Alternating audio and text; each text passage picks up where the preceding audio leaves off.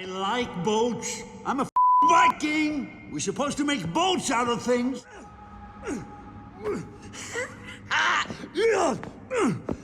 Stand up like a man. I think that those moments really do show Godbrand. And everyone knows, or is this type of person, has someone that they know, that it's just that inner child just comes out and they can't really control it. They're the ones that kind of act without thinking. That prefrontal cortex probably isn't as developed. You know exactly what you get with them because there is no hiding. There is no inner filter for the good and for the bad. There are only two humans in your inner court, and they are the ones who will plan our next attack. But that's the problem with that. Sometimes you need to pause and think before you speak. That upper mediation, that thought of just because I think it, maybe I shouldn't say it because it might not be the smartest thing. If you just share every inner thought that you have, you're probably going to push a whole bunch of people away, possibly offend, and probably Vlad Tepes is not the person that you would like to have on your bad side. I bring north death. Even though you think something doesn't mean that you should just share it. Usually this is something that we learn in the later adolescent, that there are consequences to just sharing our inner thoughts. But sometimes, for whatever reason, because of developmental delay, because of trauma, because of different psychological issues, you may not fully develop that part. And so it's kind of whatever happens inside of your head just flows right out of you. And that can make a lot of people uncomfortable and is not always the best strategically. They are not vampires like you and I, Godbrand. And that is why I trust them. We are about the business of wiping humanity from the earth. They still stand with me. What the hell was that? So loved. Because a whole bunch of people are thinking this anyways. It's really nice actually to have someone that you know exactly where you stand, that you know that they're not saying one thing and thinking something else. Plus, in a lot of ways, having someone like Godbrand around is a shield. They're the ones that will offend more people than you will, so it kind of keeps you safe. We're finally putting the screws to the livestock, and now this? Hey, where are you two going? We're going to talk to him. Why would he want to talk to you rather than me? I love that his ego gets a little bit in the way as well. Like, why not me? Like, he still hasn't read the room, right? There isn't that amount of reflection that he understands that he's already offended Vlad. He's already pretty much told him that you are too tempestuous, you're too driven by need and greed, and yet he still doesn't kind of get it that he probably doesn't want to talk to him, and if he did want to talk to him, he doesn't want to talk to him now. This was not the most strategic of moves. What I'm going to share, what I'm going to say, actually help bring me closer to the goal that I want, or further away from it. And if he was hoping to be on Vlad's good side, or even to be a confidant, this was probably not the way. Godbrand, you've never met anything you didn't immediately kill, or make a boat out of. I like boats. I'm a Viking. We're supposed to make boats out of things. He's so adorable. Out of everything that was said, his entire thing is like, well, I'm a Viking. I'm supposed to make boats. Like, that was his offense, was to the boats part to it, not to everything else. Everything else kind of went through him, but he caught on to the boat thing. That's something that mattered to him. And you could see that happening to someone that is at a younger developmental level. He kind of represents that id, that person that is just those baseline needs and wants. I have to say, I also find that level of transparency refreshing and really funny. Like, does he actually make boats out of people? Like, I don't know. He doesn't actually answer it, and he doesn't deny it. I don't think people would make good boats. Little Caesar, what are you doing? Not really doing much, Hector. It's dead. You really don't understand the act of forging, do you? He's not dead. He doesn't have a lot of respect for Godbrand, right? Like, he's kind of admonishes him and kind of like, ugh. His personality trait has not garnered him any sway in Dracula's court. He's lower on the pecking order even than the humans. What do you want, Godbrand? I actually came to apologize for my outburst in the war hall. Like, did you expect that?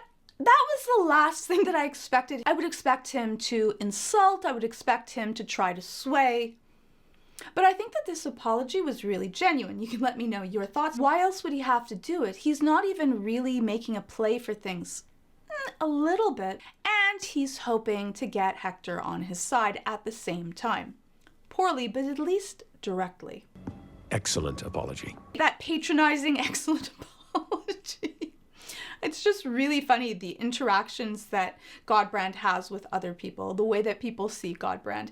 And it's very different from how Godbrand sees himself. It's just somewhat galling to have him look to the two humans in the room first. Like, there you go again. Like, he's hoping to get Hector on his side. He just apologized. But there's still some insults that kind of throw in there. He hasn't thought this through fully. These are one of the things he just thought that this would be a good thing to do, so he goes ahead without really a plan of action. He's not the manipulative mastermind that Carmilla is to try to get people to like her and need her. He's direct and straightforward, and I think that for a lot of people that makes him much more safe. If you can overlook the fact that, well, yeah, he's bloodthirsty and he'll probably eat you at some point in time, but also that he'll probably say things that will insult you all the time without even meaning to, just because that's the truth. That's what his response would be, but it's true. You really do look horrible in that outfit. That sword really is way too big for you. You can't swing it. Like, he would just say that directly, but he wouldn't mean it even to offend most of the time. Sometimes he would. I should have held my tongue, so I apologize. Accepted.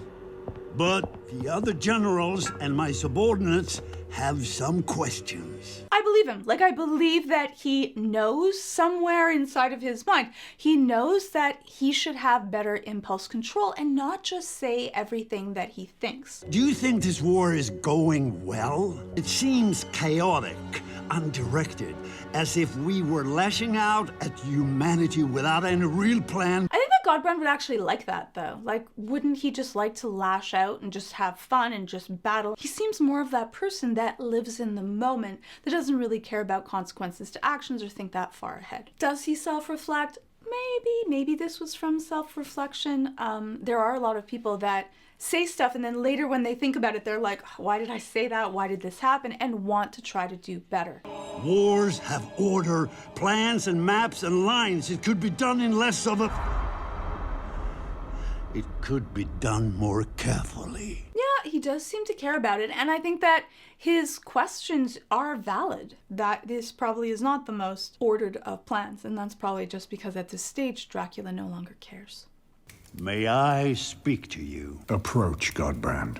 I have a question. If you kill all the humans, what are we gonna eat? These are valid questions, and he asks really respectfully. You can tell that he showed a lot of restraint to be able to first even ask Dracula if it's okay that he asks a question. And usually when we do that, that's because it's a question that might be a little bit more deep, that someone may not be ready for, that someone may react poorly to. And so that's a really good way to make sure that someone is prepared for something that's a little bit bigger instead of just throwing it out there, which when Godbrand is a little bit more upset or fiery or feeling frustrated, he just deals with. When we get frustrated or upset, the prefrontal cortex gets chemically numbed. Most of our cortex does. And so because of that, those baseline emotions come out much more quickly. And if you haven't been practicing how to stay calm and relaxed under pressure and to hold your tongue, that's when we'll often say things that we will regret or we wish we hadn't said. Yes, I'm going to do a video just on that if you happen to have some of Godbrand's traits that you would like to work on. I have blood stored in cold canisters. You won't go hungry, Godbrand. Not right now. No, I don't want to be rationing myself on pig blood. Pig blood gives me the... He reminds me a little bit of Grok. He just says it, but these are still valid, fair questions. And I think that we need to listen to opposing opinions, even if they're not ones that we like, especially to keep group strength, to have different points of view, to make sure that we're not becoming part of a group mind sync. Because when you're so engrossed in the culture that you're not going to question the leadership or why things are happening, that's when we all end up doing things with blinders on because everyone is too afraid to take a stand. So I actually commend Godbrand for speaking up and saying something because I think that they are valid points. I think that sometimes his packaging is a little bit rough, but that doesn't mean that the ideas behind them should be thrown out as well. You will be taken care of, Godbrand. Yes, of course, right. Except... Yeah, whatever. Little Godbrand.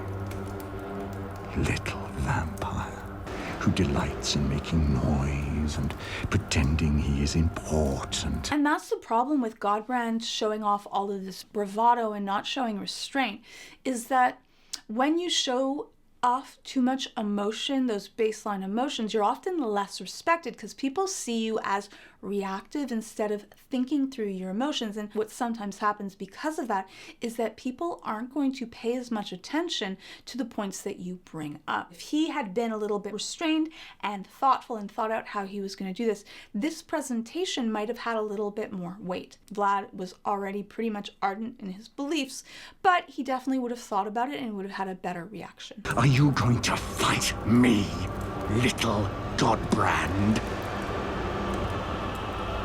No. But I have a strong suspicion he hasn't fed in a while.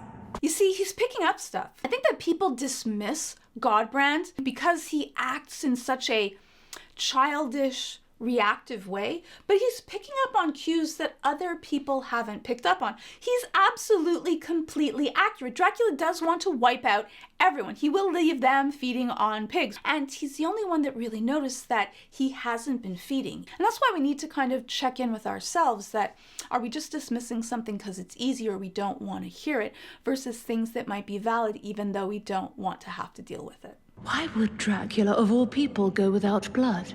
Because this isn't a war, Carmilla. It's a suicide. In the end, Godbrand was right. Like, that should be the title of the video. Because he was right. The entire thing. Everything that he said was accurate. Poor guy. I don't know. I feel for him more than I watch, the more I feel for him. His wife's dead and he wants to join her. And he wants to take all of us with him. We're all gonna die! All of us! But he still sticks around. Godbrand, wait! I'm not gonna you, Carmilla. I'm too pissed off. I know we can't put that part in, but it's just kind of funny that because he's so just on those baselines of emotions, he immediately means that when she's calling for him, it must be because she wants to sleep with him. You stupid bastard. And you see that answer? That response to it, that's what happens when you just say stuff without thinking about it. That definitely offended Carmilla. He didn't mean it at all in offense, but it did. Yeah. Sparted down the stairs. Godbrand is here! Look out! Godbrand! What we fantasize about, what we remember, what we replay in our head, for Godbrand, it is his own glory. It's those moments of him not only fighting, but like shouting his name so many times. His ego is huge because he doesn't get that much respect among the other vampires. When he gets to fight humans, livestock as he calls them, he is going to bleed every moment for as much as he can. And we should have been made aware that Alucard was under the Bloody City. He knows almost as much as Dracula himself, and is almost as strong. Violently opposed to the war because his human mother wouldn't have wanted it. Godbrand is right. No one pays attention or heeds his warnings, but he's accurate in everything that he shares. And I think that when I first even watched the show, because of Godbrand's demeanor, I don't think that I really paid as much attention. We judge things often on their appearance, on how that things are said, how things are shared. And things that are given a poor appearance often can be dismissed even though they shouldn't be, even though they're accurate. That is the flaw in the way that Godbrand packages the information that he shares. The problem is not with the information itself. Old man to sit in his study and let the rest of us take care of this for him. You would betray Dracula. And unfortunately, Godbrand is actually too trusting and shares things way too openly. This was one where he, did not fully read Isaac and the amount of fervor and loyalty that he has for Dracula really well, and he freely shared these treasonous arguments towards someone that would not take them that lightly. And so, unfortunately, we have to say goodbye to Godbrand for that. But even though he wasn't in much of the show, his moments were really memorable. And I don't know, the more that I watched him, the more that I liked him. And if you like this video, you can check out my Wednesday Season 1 compilation.